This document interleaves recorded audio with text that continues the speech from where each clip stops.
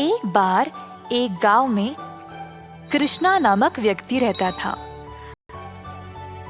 हर रोज वह दूध से घी बनाया करता था और अपने गांव के बाजार में बेचता था। यही थी उसकी रोजी रोटी कमाने का जरिया। अपने शुद्ध और मजेदार घी के लिए कृष्णा बहुत मशहूर था। घी ले लो, शुद्ध देसी गाय का घी ले लो, घी ले लो, घी ले लो। एक दिन एक मिठाई वाला सुंदर ने कृष्णा को बुलाया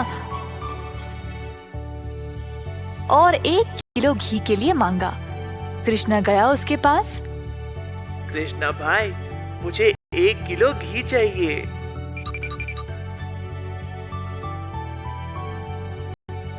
कृष्णा घी को तोलने लगा। जब सुंदर ने देखा कि घी कितना शुद्ध था, तो वह अपने आप को रोक ही नहीं पाया। सुंदर ने और घी लेने का निर्णय लिया।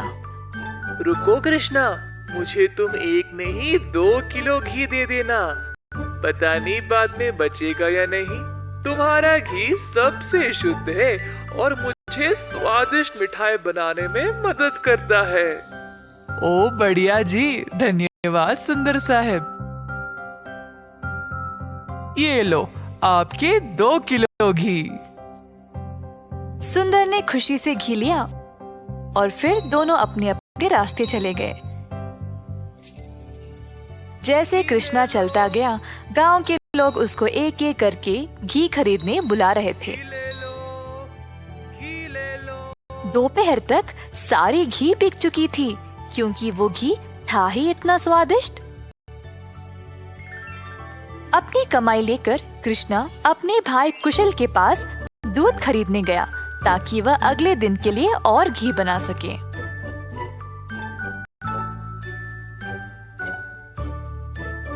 हर रोज कुशल देखता था कि उसका भाई बहुत घी बेचकर अच्छा पैसा कमा रहा था और उसका कारोबार दिन पे दिन और भी ज्यादा बढ़ने लगा। भाई, मुझे 5 लीटर दूध चाहिए घी बनाने के लिए। ओह, अभी तो मेरे पास नहीं है 5 लीटर। क्यों ना तुम शाम को आ जाओ, मैं तुम्हारे लिए बाजू में रखूंगा। कृष्णा के निकलने के बाद कुशल की पत्नी उसके लिए पानी लेके आई।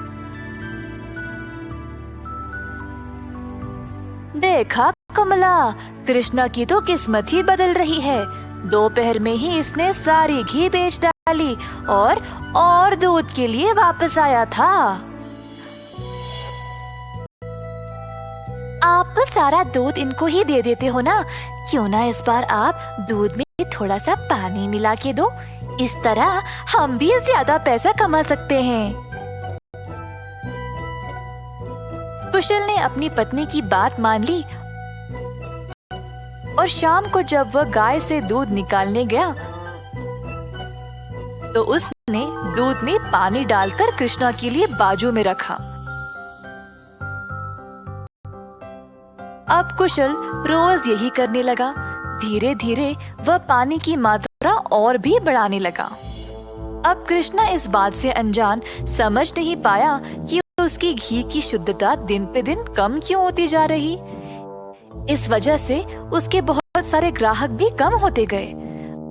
अब कृष्णा दूध की गुणवत्ता को जांचना चाहता था, तो उसने दही जमाया। जब दही जमा, तो उसने ऊपर इतना सारा पानी देखा। शायद गाय की सेहत ठीक नहीं है, इसीलिए अच्छा दूध नहीं दे रही होगी। मैं कुशल को ये बात बोलता हूँ। जब कृष्णा कुशल के घर गया, तो उसने अपने भाई और उसकी पत्नी को दूध में पानी मिलाते हुए देख लिया। अब उसको समझ आ गया कि उसकी घी की शुद्धता इतनी कम क्यों हो गई थी। ना जानते हुए कि वह क्या करे और बिना कुछ कहे कृष्णा वहां से निराश होकर चला गया। अब कृष्णा ने अपनी कमाई से 2 गाय खरीदे और खुद दूध निकालना शुरू किया। अब फिर से कृष्णा अच्छी वाली शुद्ध घी बनाने लगा। कृष्णा ने अपनी एक छोटी सी दुकान खोल ली जहाँ पे वो शुद्ध देसी घी बेचने लगा। उसी समय सुंदर उसके पास आया और बोला, हाय कृष्णा, पिछले कुछ दिनों से घी कुछ ठीक नहीं है। मेरे मिठाइयों के लिए अच्छे ग्राहक थे, केवल आपकी शुद्ध घी की वजह से। उम्मीद है अब आप अच्छा घी बना रहे हो। मैं चाहता हूँ कि मेरे ग्राहक वापस आ जाए।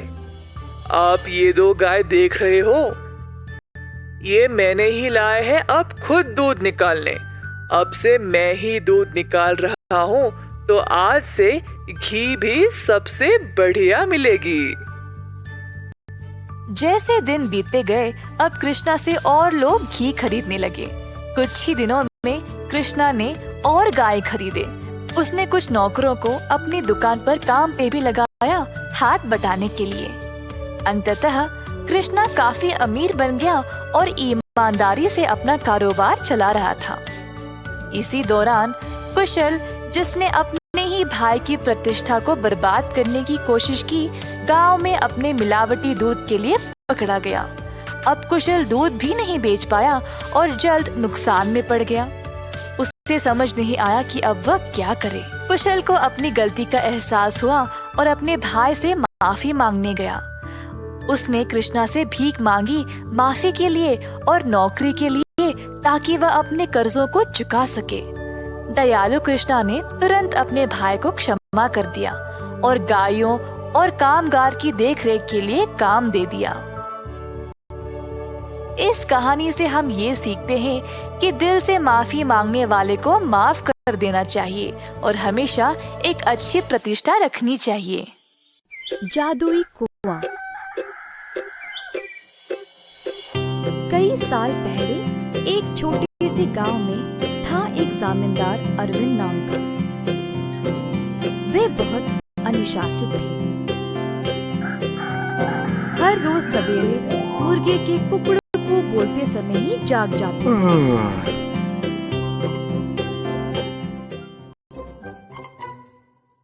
फिर अपने नौकरों को जगा के उन्हें काम पे भेजते थे। चंद्रा और सूरी नामक 2 मुलाजिम जमींदार के लिए काम पे नए नए आए हुए थे, परंतु वे दोनों काफी आलसी थे और सवेरे उठ के खेत में जाना उनके लिए बहुत कठिन लग रहा था। दोनों एक कुएं के पास सोते थे। एक दिन चंद्रा ने सूरी से कहा, हाय रे, हर रोज सवेरे जाग के जाना बहुत ही कठिन काम है ना। सूरी को भी ऐसा ही लगा। हाँ चंद्रा, परंतु हम करे तो क्या करे, मुर्गे के कुकड़ों से ही जमींदार जी जाग जाते हैं। अरविंद जी ने इन दोनों का व्यवहार ध्यान से और चुपचाप से जांचा। आखिरकार उन्होंने एक दिन उन दोनों को सबक सिखाना चाहा। एक दिन जब दोनों सो रहे थे, कुएं के अंदर से आवाज आई, सूरी, कितनी देर और सोओगे? उठो और काम पे निकलो। सूरी को नींद में ही आवाज सुनाई दी और वो अचानक से जाग गया। बाजू देखा तो चंद्रा आराम से सो रहा है। सूरी को समझ नहीं आया कि ये आवाज कहाँ से आई। बुरा सपना मान के वो फिर से सो गया। अगले दिन की बात है और दोनों उसी कुएं के पास सोए थे। इस बार कुएं वाली आवाज चंद्रा को सुनाई दी। वो भी अचानक से जाग गया। आसपास देखा तो सूरी आराम से सोया था।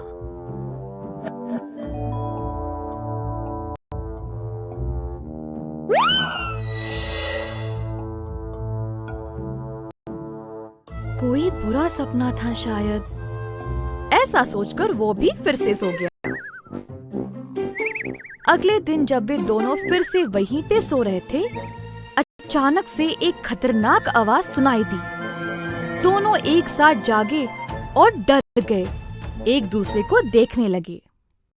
भाई सूरी, आपको भी सुनाई दिया क्या? हाँ चंद्रा, मैं बहुत डर गया। और ये कोई बुरा सपना भी नहीं है। ये भयानक आवाज इस कुएं से आ रही। मैं काम पे निकल रहा हूँ, तुम्हें आना तो आओ। रुको रुको, मैं भी आऊंगा। उस दिन दोनों ने बहुत मेहनत से खेत में काम किया और दोपहर में भोजन के समय जमींदार जी के पास आए। खाना खाते समय दोनों की शक्ल पे सिर्फ परेशानी लिखी हुई थी। जमींदार जी ने पूछा कि हुआ क्या। चंद्रा और सूरी ने सारी घटना सुनाई। ये सुनकर जमींदार जोर जोर से हंसने लगे। सुनो तुम दोनों, वो कोई भूत या बुरा सपना नहीं था। मैंने देखा कि तुम दोनों कुछ ज्यादा ही आलसी थे, इसीलिए तुमको सबक देना चाहा। कुएं के पास वो मैं ही था जो आवाजें निकाल रहा था। अब आई समझ।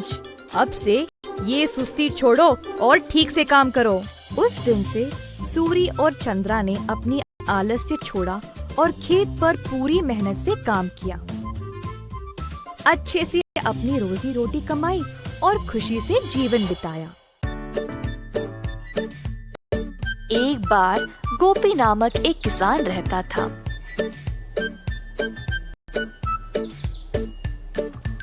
गोपी बहुत मेहनती था। सब लोग उसको पसंद करते थे और उसके साथ अच्छा व्यवहार करते थे।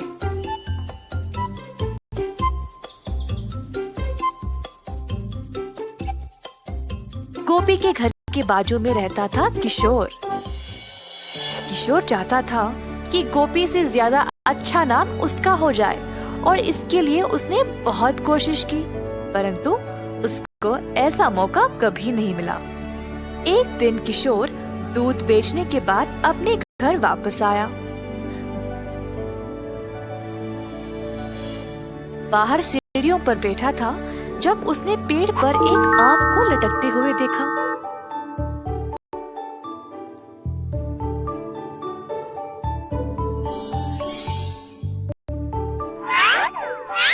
उसने आम को तोड़ा और अपने रुमाल में बंद कर दिया। आम को पकड़ के वह गोपी का इंतजार कर रहा था। जब गोपी वापस आया तब किशोर उसके पास गया और बोला, ओ गोपी, मैं तुम्हारी प्रतीक्षा कर रहा था। क्या बात है किशोर? मैंने इस रुमाल में एक फल को लपेटा है। क्या तुम अंदाजा लगा सकते हो कि इसमें क्या है? अगर तुमने सही जवाब दिया तो तुम खुद अपने हाथों से मेरे घर से जो मर्जी ले जा सकते हो।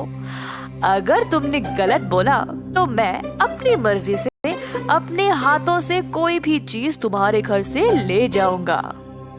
ठीक है, मुझे लगता है इसमें अमरूद है। गलत जवाब, इसमें आम है। अरे अच्छा, अब क्या? चलो तुम्हारे घर चले, मैं अपने हाथों से जितना हो सके ले जाऊंगा। दोनों चलते हुए गोपी के घर की ओर गए। घर में प्रवेश करने से पहले किशोर को दरवाजे के पास एक सीढ़ी दिखाई दी। तुरंत उसको उठा के बाजू में डाल दिया और घर के अंदर चला गया, परंतु गोपी वहीं पे खड़ा रहा। गोपी, वहीं क्यों रुक गए? तुमने तो सीढ़ी उठा ली थी ना, फिर उसको बाजू में रख के अंदर क्यों चले गए? क्या मतलब तुम्हारा? हाँ, अपने दोनों हाथों से तुमने सीढ़ी को उठा लिया था ना, तो अब इस सीढ़ी को उठाओ और जाओ। ऐसा कहकर गोपी अपने घर के अंदर चला गया। किशोर ने गोपी को रोक कर कहा, ये धोखा है। नहीं नहीं, मैं नहीं मानूंगा। अच्छा ठीक ठीक। अच्छा अब तुम बोलो, मेरे हाथ में क्या है? अगर सही जवाब दिया तुम्हें किसी को नहीं बताऊंगा कि तुम अपने दूध में आधा पानी मिलाते हो। पर अगर तुम गलत हुए तो मैं पूरे गांव में इस बात को फैला दूंगा। हाय, अपनी बुद्धिमानी से तुमने मुझे फंसा लिया। ठीक है, मुझे लगता है तुम्हारे मुट्ठी में अंगूठी है। गोपी ने अपनी मुट्ठी खोली और दिखाया कि कुछ भी नहीं है अंदर। हाहा, मेरी मुट्ठी खाली है, तुम हार गए। क्या तुम अब सबको मेरे बारे में बता दोगे? मैं अब से इतना पानी दूध में नहीं मिलाऊंगा, जितना जरूरी उतना ही। गलती हो गई, कृपया मुझे जाने दो।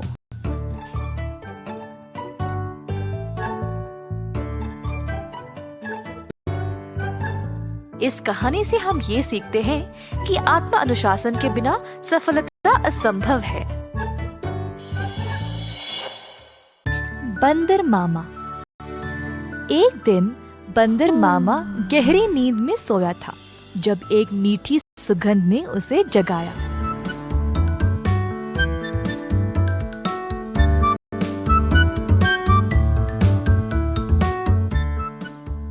अपनी टोपी और जूते पहनकर बाहर निकल पड़ा खुशबू सूंघते सूंघते। बंदर मामा ने देखा कि ये सुगंध एक मिठाई की दुकान से आ रही थी। अंदर गया तो उसने कई प्रकार के मिठाइयों को देखा। एक लड्डू को देखकर बंदर के मुंह में पानी आ गया। जैसे ही बंदर लड्डू को उठाने गया, दुकान की मालकिन भालू ने बंदर का हाथ पकड़ के रोक दिया। बंदर भालू की ओर देखकर डर गया, तुरंत पीछे मुड़कर रोते रोते घर वापस भाग गया। टोपी और जूते को निकाल फेंक के निराश बैठा रहा कि मिठाई खाने को नहीं मिली।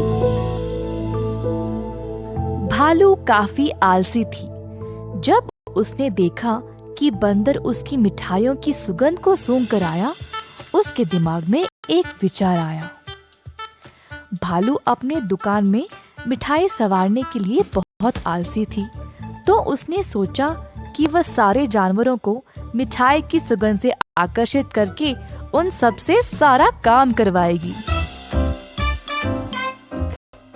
अगले दिन भालू जानबूझ के मिठाई हाथ में लिए सड़क पर चलने लगी। मिठाइयों की सुगंध से सब जानवरों को आकर्षित करे, यही थी उसकी योजना।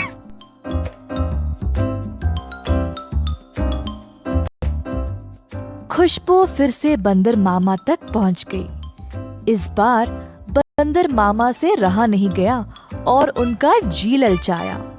वह किसी भी हालत में मिठाई खाना चाहता था।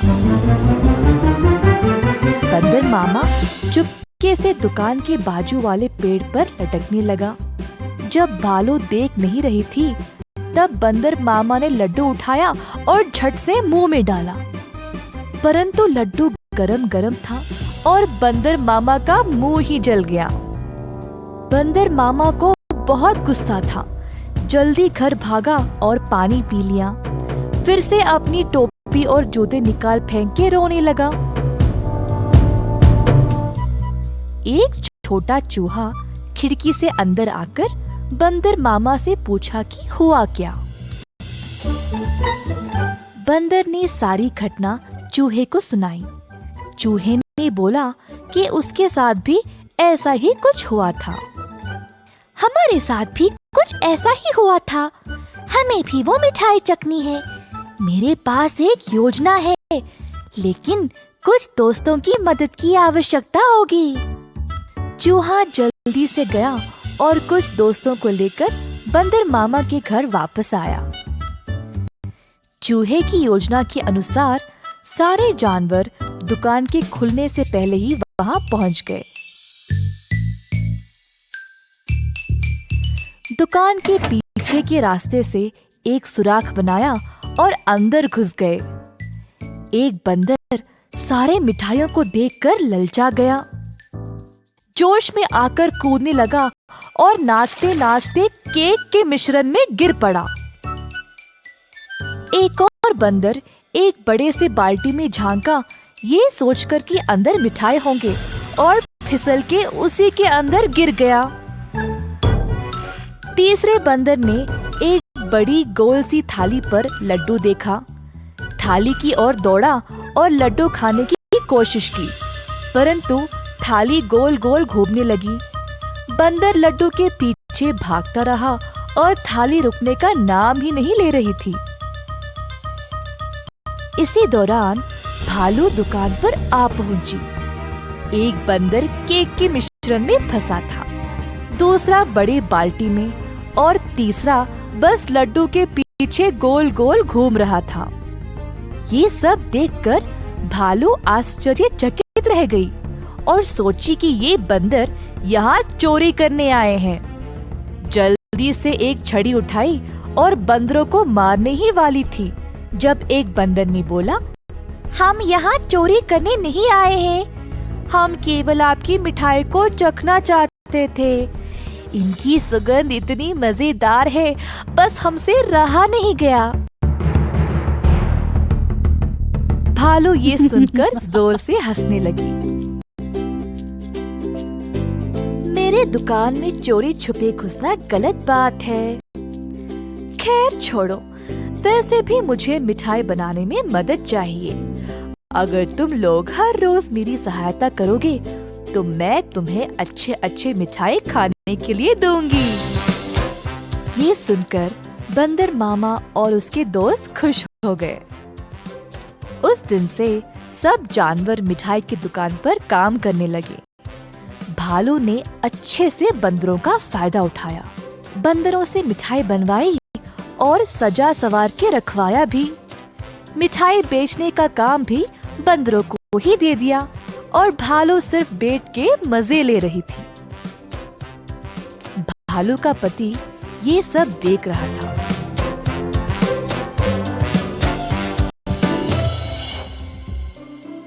तुम तो रोज इतना काम करती हो, परंतु आज आराम से बैठकर मिठाई खा रही हो।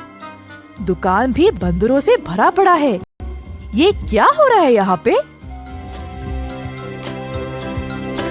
बंदरों ने मेरा काम आसान कर दिया है। वे खुशी खुशी सारा काम कर रहे हैं और बदले में मुझे ज्यादा कुछ देने की आवश्यकता भी नहीं। बस दिन में एक एक मिठाई देके काम चला रही हूँ। बंदर मामा कोने में इन दोनों की बातें सुन रहा था और ये सब जानकर उससे बुरा लगा। बंदर को एहसास हुआ कि भालू उसका और उसके दोस्तों का इस्तेमाल कर रही थी। बंदर मामा आगे आया और बोला, भालू जी, हमें आपकी मिठाई बहुत ही ज्यादा पसंद है, परंतु आप हमारी इस कमजोरी का फायदा नहीं उठा सकती। ऐसे स्वार्थी बनके किसी को इस्तेमाल करना गलत बात है। आपको दिखता नहीं हम सब यहाँ कितना मेहनत कर रहे हैं। अंत में भालू को अपनी गलती का एहसास हुआ और सुधार लाना चाहा। उस दिन से भालू और उसका पति दोनों दुकान पर जाकर बंदरों का हाथ बटाने लगे और सही पगार भी देने लगे। बंदर मामा खुश था कि भालू ने उसकी बात मानी और अपने व्यवहार को बदल डाला।